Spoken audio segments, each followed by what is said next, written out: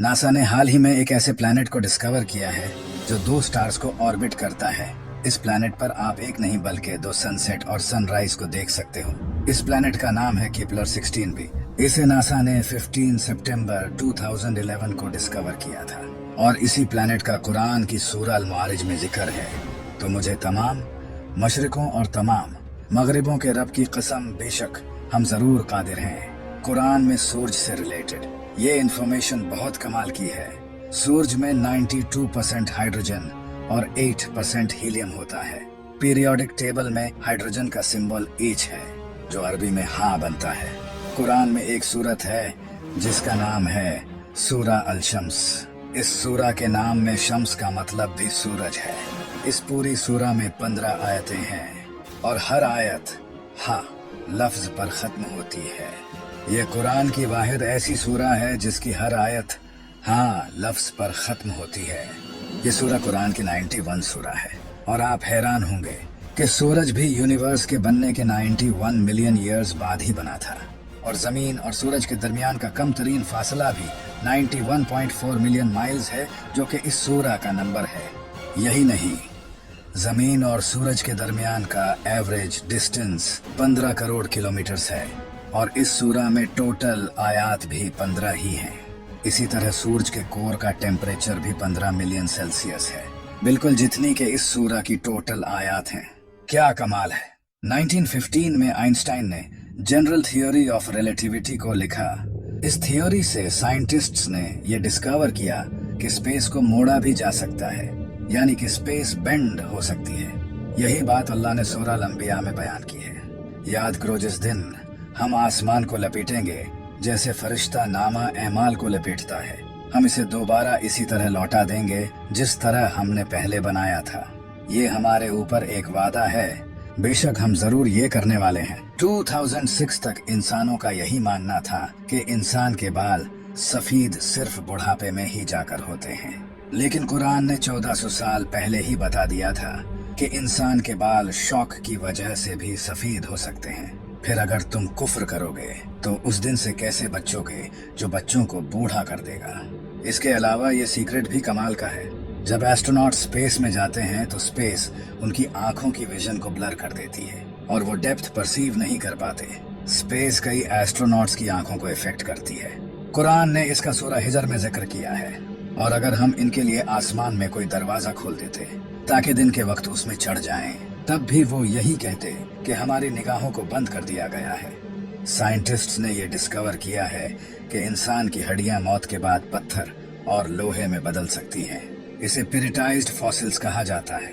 इसका जिक्र कुरान ने 1400 साल पहले सूरह अल इसरा आयत नंबर 49 में किया है और इन्होंने कहा, क्या जब हम हड्डियां और रेजा रेजा हो जाएंगे तो क्या वाकई हमें नए सिरे से पैदा करके उठाया जाएगा?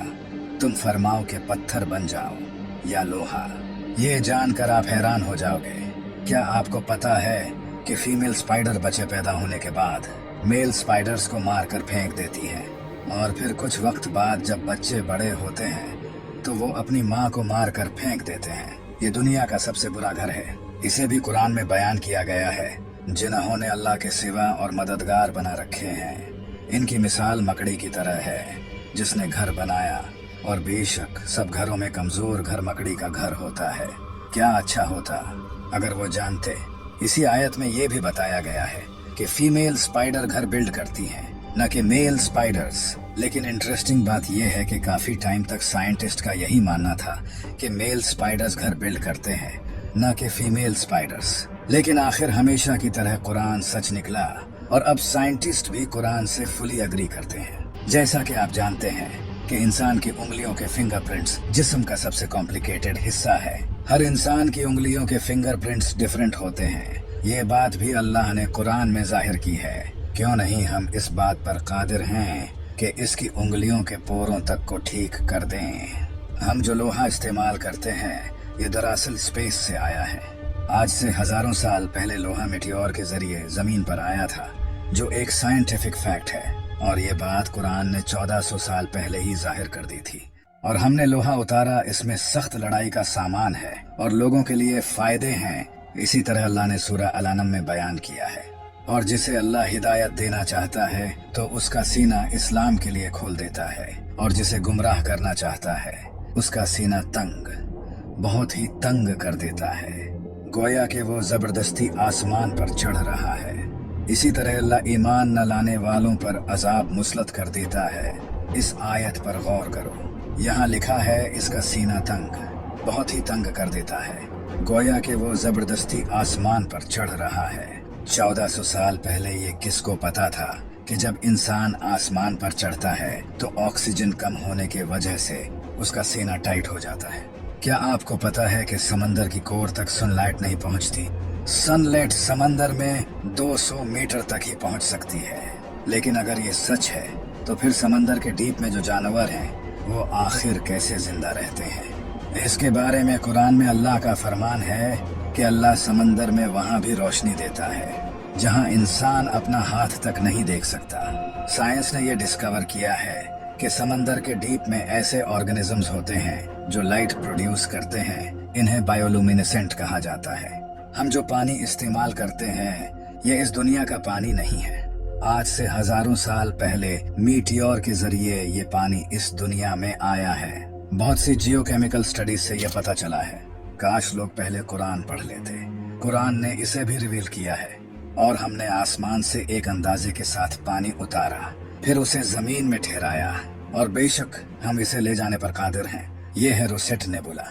इसे 17th सेंचुरी में ब्रिटिश एस्ट्रोनॉमर जॉन फ्लामस्टीड ने डिस्कवर किया था। ये नेबुला भी अल्लाह ने कुरान में जाहिर किया है। फिर जब आसमान फट जाएगा तो गुलाब के फूल जैसा सुर्ख हो जाएगा, जैसे सुर्ख चमड़ा। इंसानों और जानवरों के जिस्म में क्रोमोसोम्स की तादाद भी अल्लाह ने कुरान में बताई है। कुरान की सूरह ज़लज़ला में लफ्ज इंसान से पहले 46 लेटर्स आते हैं। आप जानकर हैरान हो जाओगे। इंसानी जिस्म में क्रोमोसोम्स भी 46 ही होते हैं। इसी तरह इस सूरह में लफ्ज बंदर से पहले 48 लेटर्स आते हैं। बंदर के जिस्म में क्रोमोसोम्स भी 48 होते हैं। इस सूरह में लफ्ज शहद की मक्खी से पहले 16 लेटर्स आते हैं। शहद की मक्खी के जिस्म में क्रोमोसोम्स भी 16 ही होते हैं। इस सूरह में लफ्ज घोड़े से पहले 64 लेटर्स आते हैं। घोड़े के जिस्म में क्रोमोसोम्स भी 64 होते हैं। इस सूरह में लफ्ज ऊंट से पहले 74 लेटर्स आते हैं। ऊंट के जिस्म में क्रोमोसोम्स भी 74 होते हैं। अल्लाह ने कुरान में फरमाया है, बेशक आसमानों और जमीन की पैदाइश और रात और दिन की बाहिम तब्दीली में अक्लमंदों के लिए निशानियां हैं। दुनिया में कोई ऐसी किताब नहीं जिसके हर सेंटेंस में इतने राज छुपे हों। आज से 1400 साल पहले किसी इंसान के लिए ऐसी किताब लिखना तो इम्पॉसिबल था। तब तो इंसान के पास कोई खास टेक्नोलॉजी भी नहीं थी। ये सब वही बता सकता है जिसने ये सब बनाया हो, और बेशक ये किताब मेरे रब की तरफ से उतारी गई है। अभी तो आपने कुरान के पैटर्न को नहीं जाना। कुरान का पैटर्न इतना कमाल का है कि ये आपके होश उड़ा देगा।